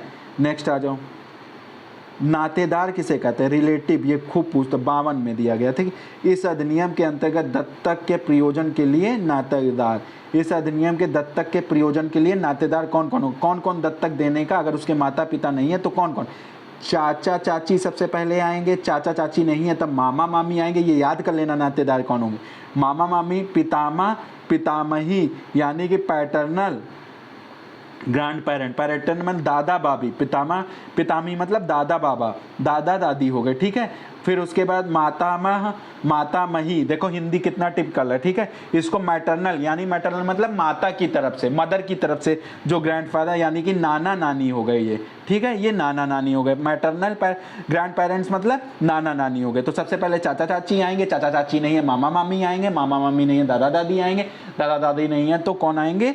नाना नानी आएंगे। ठीक है, ये हो गए रिलेटिव्स हो गए। ये कहाँ दिया है? 2 के सब क्लास 52 में दिया। नेक्स्ट आ जाओ, राज्य अभिकरण स्टेट एजेंसी किसे कहते हैं?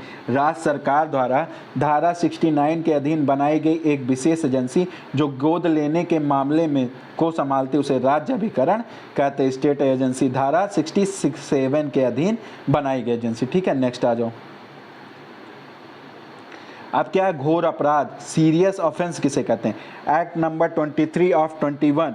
और इसको क्या है? इसको कब जोड़ा गया है? 1/9/2022 से। सीरियस ऑफेंस आईपीसी के अंतर्गत जिन अपराधों के लिए मिनिमम इम्प्रिजमेंट 3 से 7 साल तक का है, 3 से 7 साल का, उनको क्या घोर सीरियस ऑफेंस, और maximum imprisonment more than 7 year. 3 से 7 में मिनिमम है। ठीक है। और मैक्सिमम कितना? 7 वर्ष से अधिक कारावास वाले हो जाएंगे। ठीक है। तो ये कहाँ है? घोर अपराध में। ठीक है। सीरियस ऑफेंस कहाँ है? इसमें दिया गया। ठीक है। नेक्स्ट आ जाओ, विशेष किशोर पुलिस यूनिट यानी कि SJPU, विशेष जुवेनाइल पुलिस। ठीक है, यूनिट 255 में दिया गया। SJPU, यस से शुरू आखिरी में 55। पुलिस की एक विशेष टीम जो बच्चों से जुड़े मामले और धारा 10 के अधीन बालकों को संभालने के लिए बनाई गई है, धारा 107 के तहत। ठीक है, उसी को क्या कहते हैं? विशेष जुवेनाइल पुलिस यूनिट कहते हैं। नेक्स्ट आ जाओ, विशेष गृह स्पेशल होम किसे कहते हैं? ठीक है, अब देखो वहाँ ऑर्डिनरी होम पढ़े थे, यहाँ स्पेशल होम पढ़े हैं। ठीक है, तो ये सब कोरिलेट 256 में स्पेशल होम है। एक विशेष संस्थान जो सरकार या किसी गैर सरकारी संगठन द्वारा चलाया जाता है और जो बच्चों को रहने और सुधारने की सेवाएं प्रदान करता है तथा जिन्हें कोई अपराध किया हो और जिन्हें बोर्ड ने वहां भेजा हो तथा जो धारा 48 के अधीन रजिस्ट्रीकृत हो। अब नेक्स्ट आ जाओ, नेक्स्ट क्या है? 257 स्पेशल एडॉप्शन एजेंसी SAA सा। ठीक है। स्पेशल एडॉप्शन एजेंसी राज्य सरकार या किसी स्वैच्छिक या गैर सरकारी संगठन द्वारा स्थापित और धारा 65 के तहत मान्यता प्राप्त एक संस्था है जो अनाथ, परित्यक्त और आत्मसमर्पित बच्चों को गोद लेने के उद्देश्य में इसे रखता है, ठीक है। नेक्स्ट आ जाओ। 258 प्रवर्तक स्पॉन्सरशिप बच्चे की चिकित्सा, शिक्षा और विकास की आवश्यकताओं को पूरा करने के लिए परिवारों को वित्तीय या अन्य प्रकार का सहायता समर्थन प्रदान करता है, उसे क्या कहते हैं? स्पॉन्सरशिप कहते हैं। ये सब याद कर लेना, 258 में दिया है। अब स्टेट गवर्नमेंट 259 में, स्टेट गवर्नमेंट 259 में संघ राज्य टेरिटोरियल, ठीक है। संघ राज्य क्षेत्र में यूनियन टेरिटोरियल का प्रशासक, जिसको राष्ट्रपति ने आर्टिकल 329 के तहत क्षेत्र का प्रशासक नियुक्त किया गया, वो भी स्टेट गवर्नमेंट के अंतर्गत आएगा, ठीक है। नेक्स्ट आ जाओ। अभ्यर्पिक बालक सरेंडर चाइल्ड, खूब पूछता 260, वेरी वेरी इंपॉर्टेंट, ये लगा देना, ठीक है। सरेंडर चाइल्ड को कहाँ दिया गया? 260 में। वह बच्चा जिसे उसके माता पिता या अभिभावक ने बालक कल्याण समिति के समक्ष लिखित रूप में छोड़ दिया, उसे अभ्यर्पिक या समर्पित बच्चा कहते हैं, ठीक है। अब आ जाओ आज की लास्ट, इस एक्ट की लास्ट डिफिनीशन 61। जिन शब्दों का प्रयोग इस अधिनियम में हुआ है परंतु परिभाषित नहीं, उसका वही अर्थ लिया जाएगा जो किसी अन्य अधिनियम में परिभाषित है, ठीक है। तो डिफिनीशन क्लास आपकी पूरी समाप्त हो गई। अब आ जाओ हम शुरू करते हैं अपना नेक्स्ट चैप्टर। मैं एक वीडियो में बना दे रहा हूं, ठीक है। आप लोग हो सकता है रुक रुक के ही पढ़िएगा, कोई ज़रूरी नहीं कि मुझे एक वीडियो में बनाना जिससे आप लोगों को 10 बार ढूंढने की ज़रूरत ना हो, सब एक वीडियो में कंसाइज हो जाए, ठीक है। तो अब आ जाओ चैप्टर 3। चैप्टर 3 किशोर न्यायिक board, juvenile justice board, JJB। ये JJB कहाँ दिया है? धारा 4 से 9 में, धारा 4 से 9 में दिया गया है। किशोर न्यायिक बोर्ड, किशोर न्यायिक बोर्ड का गठन कैसे होता है? राज्य सरकार प्रत्येक जिले में एक या अधिक किशोर न्याय बोर्ड बनाएगी जो कानून के साथ संघर्ष में, जो मतलब कानून के साथ संघर्ष मतलब जो कानून का उल्लंघन जो बच्चे कर रहे हैं से संबंधित मामलों को देखेगी, जो बच्चे कानून का उल्लंघन कर रहे हैं उनसे संबंधित मामलों को देखेगी। नेक्स्ट आ जाओ। अब बोर्ड की संरचना क्या होगी? 2 में संरचना क्या होगी? 1 मजिस्ट्रेट होगा, 2 सामाजिक कार्यकर्ता होगा जिसमें 1 महिला होगी, ठीक है। योग्यता क्या होगा? मजिस्ट्रेट JM फर्स्ट क्लास, जो 3 साल का अनुभव होगा। मजिस्ट्रेट कैसा होगा? JM फर्स्ट क्लास होगा, जुडिशियल मजिस्ट्रेट फर्स्ट क्लास होगा जिसको 3 साल का अनुभव होगा। नेक्स्ट आ जाओ।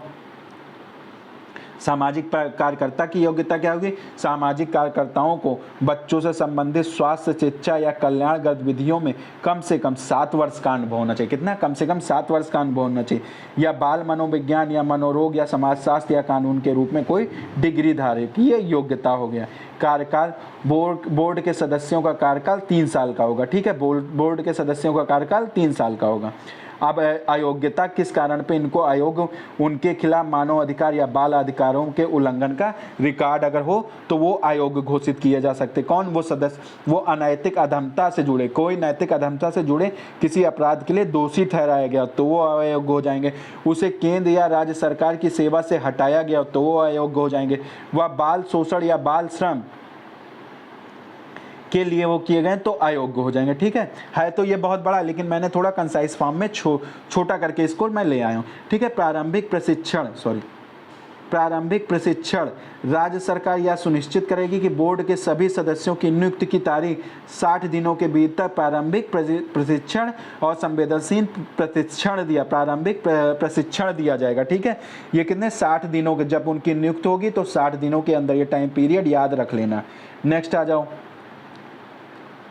इनका कार्यकाल और इस्तीफा, बोर्ड के सदस्यों का कार्यकाल और इस्तीफा देने की प्रक्रिया राज्य सरकार द्वारा निर्धारित की जाएगी, ठीक है। नेक्स्ट आ जाओ।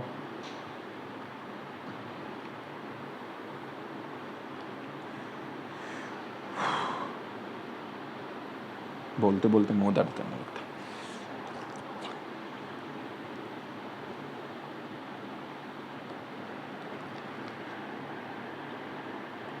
अब आ जाओ राज्य की बर्खास्तगी। राज्य सरकार किसी सदस्य को बर्खास्त कर सकता है। कौन कर सकता है? राज्य सरकार कर सकता है, ठीक है। वह अपनी शक्ति का दुरुपयोग करता है, अगर वह दुरुपयोग करेगा तो बर्खास्त कर देगी। कौन? राज्य सरकार कर देगी। बिना किसी वैध कारण के लगातार 3 महीने तक बोर्ड की बैठकों में लगातार 3 महीने तक अगर बोर्ड की बैठक में भाग नहीं लेता है तो उसे हटा देगी उसके पद से। 1 वर्ष में 3/4 से कम बैठकों में भाग लेता है, अगर 1 वर्ष में 3/4 से कम बैठकों में भाग लेता है तो सदस्य के रूप में अपने आयोग उसे घोषित कर दिया जाएगा, ठीक है। अब आ जाओ धारा 5। धारा 5 क्या कहते हैं? जांच के दौरान, धारा 5 को पढ़ो, क्या कहता है हेडिंग को? मैं भी देखो, धारा 4 हो गए, ठीक है, क्योंकि 3 है नहीं आप लोगों के सिलेबस में तो 3 मैंने नहीं पढ़ाया, ठीक है। अब 4 आ जाओ, 5 आ जाओ। 5 क्या कहता है? उस व्यक्ति का स्थानन मतलब क्या होता है? प्लेसमेंट होता है, ठीक है। उस व्यक्ति का प्लेसमेंट जो जांच की प्रक्रिया के दौरान बालक नहीं रह जाता, तो क्या किया जाएगा?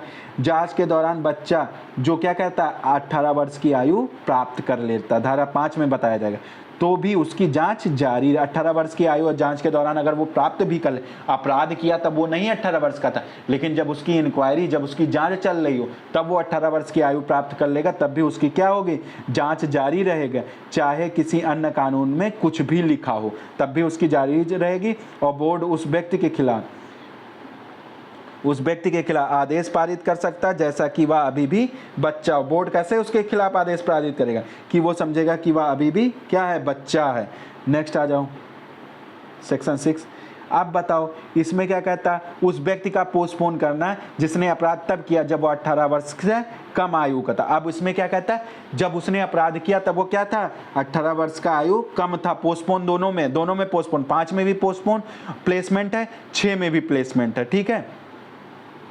परंतु जब वह 18 से नीचे था तब वह अपराध करने के लिए गिरफ्तार किया गया, तो उसको इस धारा के उपबंधों के अधीन जांच प्रक्रिया पूरी की जाएगी और बालक, उसको क्या समझा जाएगा? बालक ही समझा जाएगा। ये कहाँ? 6 में बताया गया। अब 7 में आ जाओ।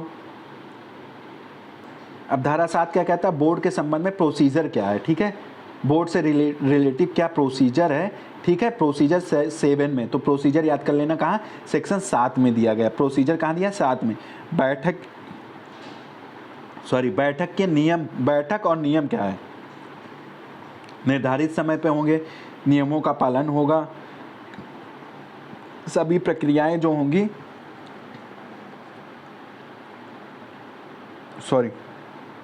सभी प्रक्रियाएं जो होंगी बालक हितैषी होंगी और बच्चों के लिए डरावनी नहीं होनी चाहिए, ठीक है। नेक्स्ट आ जाओ।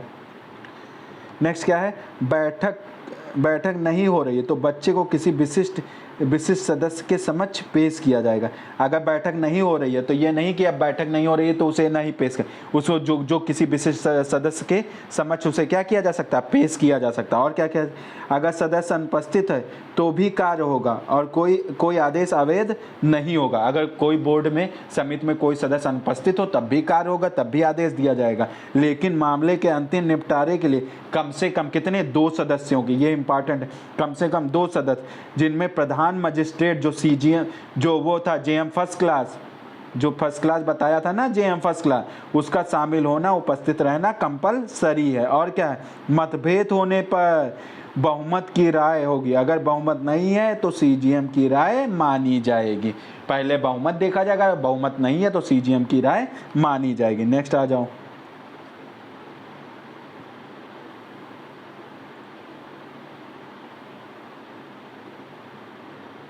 8 में क्या दिया है? बोर्ड की शक्तियां और उनके उत्तरदायी, रिस्पॉन्सिबिलिटी क्या है, उनके पावर क्या है? अनन्य अधिकारता है, ठीक है। देखो मैंने इसे तोड़ दिया, आप पढ़ोगे सेक्शन 8 तो एक साथ लिख दिया। उसके पास क्या? अनन्य अधिकारता है। बोर्ड को विधि का उल्लंघन करने वाले बच्चों के लिए मामले को निपटाने के लिए क्या? अनन्य अधिकारता है, ठीक है। और क्या? उच्च न्यायालय और बालक का न्यायालय, ठीक है। बोर्ड की शक्तियों का प्रयोग कौन कर सकता है? हाई कोर्ट और बालक न्यायालय भी कर सकता है, ठीक है। ये बताया गया है जब मामला अपील या पुनरीक्षण या अन्य प्रक्रियाओं के समक्ष हो, ठीक है। नेक्स्ट आ जाओ। अब बोर्ड का उत्तरदायित्व तो क्या है? बोर्ड के कृत्य और उत्तरदायित्व सहभागिता सुनिश्चित करना, प्रक्रिया के हर चरण में बच्चे और उसके माता पिता या संरक्षक की सहभागिता सुनिश्चित करना है। और फिर क्या करना? उसके अधिकारों की सुरक्षा करना, बच्चे के अधिकारों की, बालक की गिरफ्तारी, जांच, देखरेख, पुनर्वास की पूरी प्रक्रिया के दौरान क्या करना है? सुरक्षा करना है। नेक्स्ट आ जाओ। फिर क्या करना है? विधिक सहायता, विधिक सेवा संस्थान के माध्यम से बच्चों के लिए विधिक सहायता की उपलब्धता सुनिश्चित कराना है।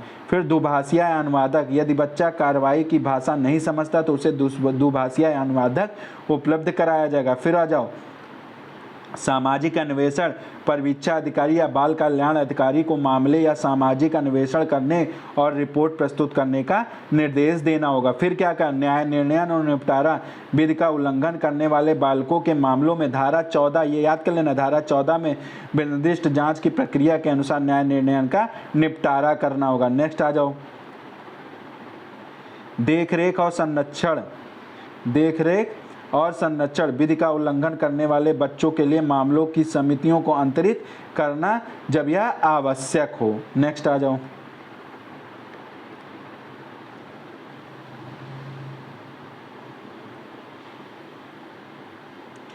अब क्या करना है?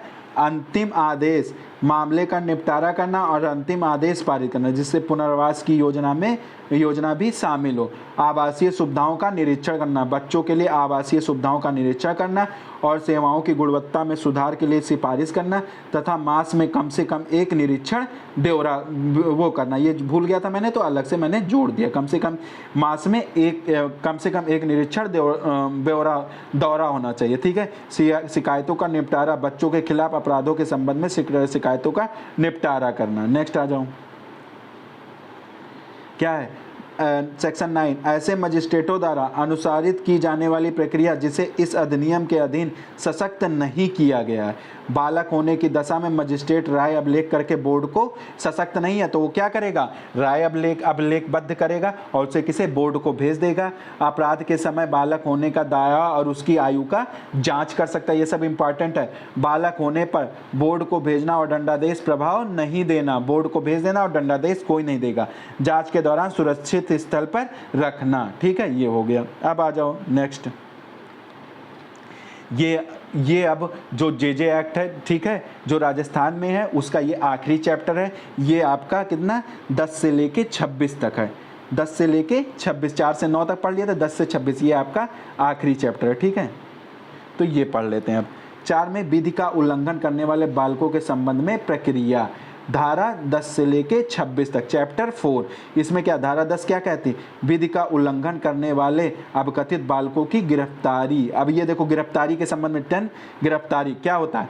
गिरफ्तारी के बाद बालक को विशेष पुलिस बल या बाल कल्याण पुलिस अधिकारी के प्रभार में रखा जाएगा। विशेष पुलिस के उसमें या जो बाल कल्याण पुलिस जो वो नियुक्त किया गया उसके निर्देश अधिकार के प्रभार में रखा जाएगा। 24 घंटे के भीतर क्या? बोर्ड के समक्ष पेश करना होगा गिरफ्तारी करने। बालक को पुलिस हवालात या जेल में नहीं रखा जाएगा। ठीक है, 10 ही बता रहा, राज्य सरकार के नियम के अनुसार बालक को पेश करने और सुरक्षित स्थान में भेजने की व्यवस्था की जाएगी। नेक्स्ट आ जाओ, फिर आ जाओ, धारा 11 क्या कहता है?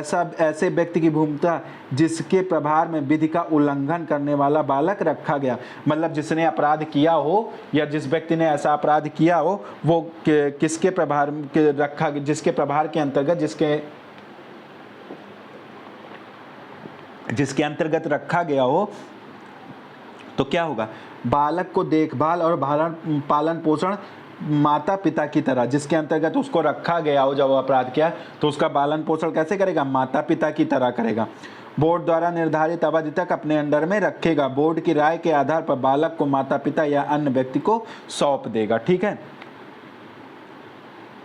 अब आ जाओ, बालक को की जमानत, ये 12 में है। ठीक है, गिरफ्तारी 10 में, 12 में जमानत के बारे में, बालक की जमानत, इसी वजह से मैंने शॉर्ट फॉर्म में लिख दिया।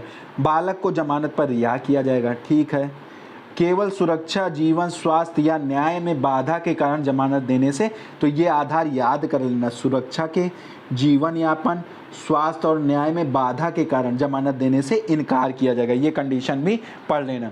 जमानत की शर्तों के अनुसार माता पिता, संरक्षक या उपयुक्त व्यक्ति या संस्था की अभिरक्षा में भी बेजा शर्त लगाकर उसको जमानत दी जा सकती। जमानत के आदेश बोर्ड या समिति द्वारा निर्धारित शर्तों के अनुसार होंगी। नेक्स्ट आ जाओ। धारा 13, माता पिता या संरक्षक अथवा परिवीक्षा अधिकारी को क्या करना, नोटिस देना, क्या इत्तला करना, सूचना देना। क्या सूचना देना कि बालक के माता पिता या अभिभावक को सूचित करना होगा कि गिरफ्तारी या हिरासत की सूचना बोर्ड को देना। देखो माता पिता, अगर उसको गिरफ्तार किया गया है, कुछ किया गया, तो सबसे पहले उसको माता पिता को सूचित करना होगा। फिर अगर उसको हिरासत में लिया गया तो उसको बोर्ड को सूचना देना होगा।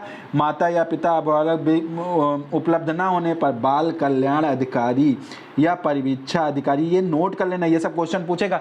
माता पिता नहीं है तो आप किसको सूचित करोगे, ऐसे क्वेश्चन बना के पूछ लेगा। बाल कल्याण अधिकारी और परिवीक्षा अधिकारी को सूचित करेगा। गिरफ्तारी की, हिरासत की रिपोर्ट तैयार करके बोर्ड को प्रस्तुत करेगा। ये कहाँ बताया गया, 13 में बताएगा। नेक्स्ट आ जाओ 18।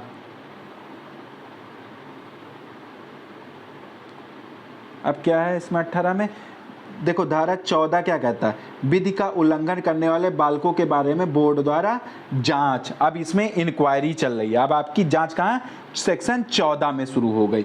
बोर्ड इस अधिनियम के प्रावधानों के अनुसार जांच करेगा और धारा 17 और 18 के तहत उचित आदेश, धारा 17 और 18 के तहत उचित आदेश पारित करेगा। फिर क्या करेगा, जांच को बालक के पहली बार बोर्ड के समक्ष प्रस्तुत किए जाने की तारीख से, ये सब याद कर लेना, 4 महीने के भीतर पूरा होगा। 4 महीने के भीतर पूरा किया जाना चाहिए। किसके, जांच इंक्वायरी 4 महीने के। यदि आवश्यक हो तो बोर्ड इसे अधिकतम 2 महीने, तो प्लस 2 महीने और बढ़ाया जाए, यानी कि 6 महीने तक बढ़ाया, 2 महीने और बढ़ाया जाए। लेकिन इसके कारण अगर वो 2 महीने और बढ़ाता है तो उसके कारण को अब लिखित करना होगा। नेक्स्ट आ जाओ। जघन्य अपराधों के मामलों में प्रारंभिक जांच 3 महीने के। अब देखो अगर कोई हीनियस क्राइम किया गया तो 3 ही महीने के अंदर जांच को पूरा करना होगा। नेक्स्ट आ जाओ। यदि छोटे अपराधों की जांच विस्तारित अवधि के बाद भी पूरे नहीं होता है तो कार्रवाई समाप्त हो जाएगी, परंतु गंभीर या जघन्य अपराधों के मामलों में यदि बोर्ड को और समय चाहिए तो मुख्य न्यायिक मजिस्ट्रेट या अपर मुख्य न्यायिक मजिस्ट्रेट की क्या होगा, अनुमति लेना पड़ेगा। ये सब इंपॉर्टेंट नोट कर लेना पॉइंट में बना के। बोर्ड को यह सुनिश्चित करना होगा कि बालक के साथ कोई दुर्व्यवहार तो नहीं हुआ है और बालक अनुकूल वातावरण मिले तथा सभी मामलों में बालक को सुनवाई और भाग लेने का अवसर दिया जाएगा तथा निष्पक्ष और त्वरित जांच की जाएगी। ठीक है, अब आ जाओ नेक्स्ट। धारा 15, बोर्ड द्वारा जघन्य प्रारंभिक निर्धारण, बोर्ड द्वारा ही प्रारंभिक निर्धारण किया जाएगा कि वह जघन्य अपराध। प्रारंभिक मूल्यांकन में 16 और 18 वर्ष के बालक के जघन्य अपराधों के मामले, प्रारंभिक मूल्यांकन में क्या पहले देखा जाएगा कि वह 16 और 18 साल के बीच में तो नहीं है। अगर वो इसके बीच में आता है तो उसके अपराध को जघन्य अपराध की श्रेणी में रखा जाएगा।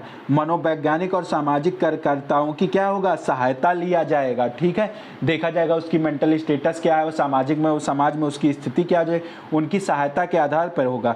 और इसका कैसे निर्धारण, सम्मान मामलों के तरह विचारण अनुसरण किया जाएगा। सम्मान मामलों का विचारण जो सीआरपीसी के अंतर्गत होता है उसका अनुसरण किया जाएगा ट्रायल में। ठीक है, जब उनकी प्रारंभिक जांच की जा रही हो तो सम्मान मामलों की जैसे जांच की जाती है वैसे ही इस अपराधों की जांच की जाएगी। बोर्ड के सदस्यों को धारा 102 के तहत अपील किया जा, अगर उसकी जांच हो रही है तो बोर्ड का, अगर जघन्य अपराध बोर्ड ने घोषित कर दिया तो धारा 102 के तहत क्या किया जा सकता है, अपील किया जा सकता है। और धारा 14 के अनुसार 3 महीने के भीतर मूल्यांकन पूरा किया जाना चाहिए। ठीक है, नेक्स्ट आ जाओ। क्या कहता है, कहता है कि धारा 16, जांच के लंबित होने पर पुनर्विलोकन, रिव्यू। ठीक है, जांच लंबित है तो रिव्यू कर सकता है। धारा 16 का मुख्य उद्देश्य यह सुनिश्चित करना है कि बाल न्याय बोर्ड के समक्ष लंबित मामलों को नियमित समीक्षा हो। CMM chief metropolitan magistrate, CGM मुख्य न्यायिक मजिस्ट्रेट 3 महीने पर समीक्षा करेगा और आवश्यकता अनुसार बोर्ड की बैठकों की संख्या बढ़ाने का निर्देश देगा। फिर उसके बाद उच्च स्तरीय समिति हर 6 महीने के लंबित मामलों की समीक्षा और आवश्यकता अनुसार सुधारात्मक कदम उठाएगी। बोर्ड को लंबिता की जानकारी नियमित रूप से संबंधित अधिकारी को देनी होगी। ठीक है, नेक्स्ट आ जाओ। ये थोड़ा ब्लर आ गया तो मैं इसे पढ़ दे रहा हूँ। ठीक है, आप लोग माइंड मत करिएगा। ठीक है, हो सकता है हिल गया होगा कैमरा, तो मैं पढ़ दे रहा हूँ। ठीक है, धारा 17 विधि का उल्लंघन न करते पाए गए बालकों के बारे में आदेश। उद्देश्य यह है कि यदि कोई बालक, आप लोग लिख लीजिएगा, बालक अपराध में शामिल नहीं पाया जाता है तो उसे उचित आदेश के साथ मुक्त किया जाएगा। विधि का उल्लंघन ना करते, अगर उसको विधि का ये जांच के बाद ये पाया गया कि उसने विधि का उल्लंघन नहीं किया तो उसे क्या आदेश द्वारा क्या किया जाएगा, मुक्त घोषित। सबसे पहले उसे क्या कर दिया जाएगा, फ्री कर दिया जाएगा। ठीक है, फ्री कर दिया जाए। फिर बोर्ड जांच के आदेश पारित करने के कि बालक ने कोई अपराध नहीं है, आदेश में क्या करेगा कि बालक ने कोई अपराध नहीं किया है। यदि बालक को देखरेख और संरक्षण की जरूरत है तो समिति के पास भेज देगा। फ्री भी कर दिया, लेकिन अगर न्यायालय को लगता है कि उसे संरक्षण और देखरेख की आवश्यकता है तो उसे किसे, समिति के पास भेज देगा। नेक्स्ट आ जाओ।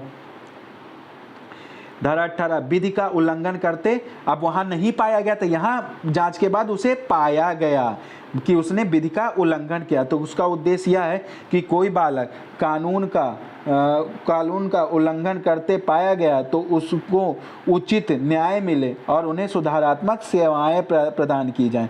उचित न्याय मिले और क्या, सुधारात्मक सेवाएं प्रदान की जाएं। फिर आ जाओ नेक्स्ट। बोर्ड विभिन्न प्रकार के आदेश पारित कर सकता है, जैसा सलाह देना, सामुदायिक सेवा का आदेश देना, जुर्माना लगाना या विशेष गृह में भेजना। और क्या कर सकता है, गंभीर अपराध करने वाले 16 वर्ष से अधिक उम्र के बालकों के मामले वाले को बाल न्यायालय में, देखो यही निर्भया कांड से यही सब चीज़ें, इसी वजह से इस एक्ट को बदलना पड़ा है। 16 वर्ष से अधिक उम्र के बालकों के मामले को बाल न्यायालय में भेजा जा सकता है। नेक्स्ट आ जाओ। अब बाल न्यायालय की शक्तियां 19 में दिया, पावर ऑफ चाइल्ड कोर्ट। बाल न्यायालय यह निर्णय कर सकता है कि बालक वयस्क के रूप में परीक्षण किया जाए या नहीं। अब देखो, बाल न्यायालय को कितना निर्णय, वह निर्धारण कर सकता है कि इसका कैसे ट्रायल हो, वयस्क के रूप में ट्रायल होना चाहिए। अंतिम आदेश में बालक ने पुनर्वास के लिए एक व्यक्तिगत देखभाल योजना शामिल होनी चाहिए। और क्या होना चाहिए, सुरक्षित स्थान पर बालक को 21 वर्ष की आयु तक रखा जाएगा और उसके बाद जेल में स्थानांतरित किया जाएगा। इस दौरान सुधारात्मक सेवाएं, अब ये भी देखो इतनी पावर, इसी वजह से 2015 का एक्ट बनाएगा। अगर ये एक्ट उस समय होता है तो जो निर्भया का वो अपराधी था उसको क्या होना चाहिए, पहले जेल होती, पहले बाल गृह में रखा जाता, फिर उसके बाद उसे जेल में भेज दिया जाता। तो इसी वजह से ये धारा जोड़ी गई है। नेक्स्ट आ जाओ। धारा 20 बालक जिसने 21 वर्ष की आयु पूरी कर ली और अभी भी सुरक्षित स्थान में ठहरने के लिए विहित अवधि पूरा करना हो।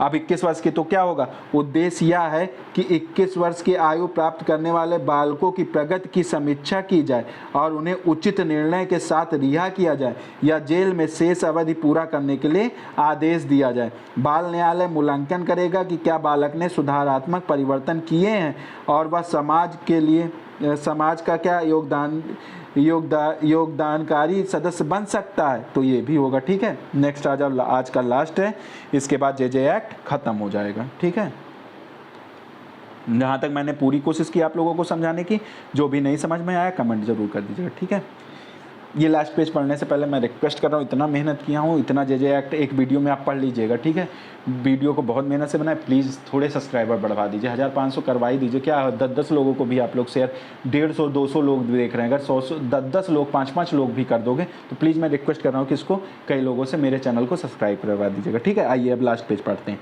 प्रक्रिया पूरी होने के बाद बाल न्यायालय बालक को रिहा करने या जेल के शेष अवधि पूरा करने का निर्णय ले सकता है। और अब आ जाओ 21 में क्या है, धारा 21 कहती है कि आदेश जो विधि का उल्लंघन करने वाले बालक के विरुद्ध पारित किया जा सकता है।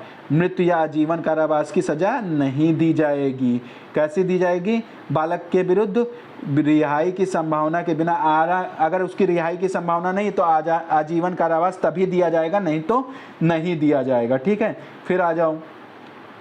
दंड प्रक्रिया संहिता धारा 8 के अधीन कार्रवाई बालक के विरुद्ध लागू नहीं होगा। जो सीपीसी का अध्याय 8 है वो उसका कार्रवाई या प्रावधान उस बालक के विरुद्ध लागू नहीं होगा। नेक्स्ट आ जाओ 23 में, विधि का उल्लंघन करने वाले बालक और ऐसे व्यक्ति जो बालक नहीं है, संयुक्त कार्रवाई ना होना। अब मान लो ऐसा अपराध किया गया है जिसमें बालक और कोई वयस्क पुरुष दोनों साथ में है, तो उनकी कार्रवाई साथ साथ नहीं होगा। 223 में ये कहता है कि साथ साथ में होना चाहिए, लेकिन जेजे एक्ट की धारा 23 रोक लगाती कि साथ में उनका विचारण नहीं होगा। अगर एक बालक है और एक वयस्क है, उनका विचारण अलग अलग होगा। धारा 24 क्या कहती है? धारा 24 कहती है कि किसी भी अपराध के निष्कर्षों के आधार पर निहरताओं को हटाया जाना। ठीक है, क्या कहता है? अपराध के लिए भविष्य में किसी प्रकार की अयोग्यता का सामना ना करना पड़े। ये नहीं कि अब बालक ने कोई अपराध किया तो उसको अयोग्य घोषित कर दिया जाए, जिससे वो कोई और फायदा इन फ्यूचर उठा ना सके। निर्योग्यता नहीं उसके ऊपर धारण की जाएगी। ठीक है, परंतु 16 वर्ष या उससे अधिक उम्र का बालक गंभीर अपराध करता तो यह प्रावधान नहीं। लेकिन देखो, यही निर्भया कांड से जुड़ा।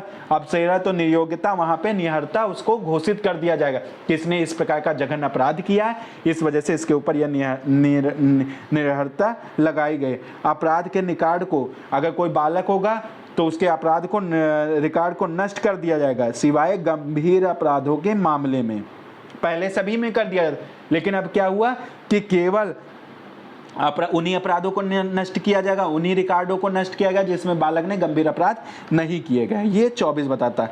अब आ जाओ 25 क्या कहता है? लंबित मामलों के बारे में विशेष उपबंध। 25 बताता है अधिनियम के लागू होने के बावजूद लंबित मामले की कार्रवाई में कोई बाधा ना आए, उन्हें उसी प्रक्रिया के तहत निपटाया जाएगा। मान लो ये एक्ट होने से पहले कुछ अपराध हुए हैं और वो पुराने एक्ट से चल रहे हैं, तो उन पर ये एक्ट प्रभाव नहीं डालेगा, वो उसी तरह चलते रहेंगे। ठीक है, रेट्रोस्पेक्टिव इफेक्ट नहीं पड़ेगा। ठीक है, अब आ जाओ 26,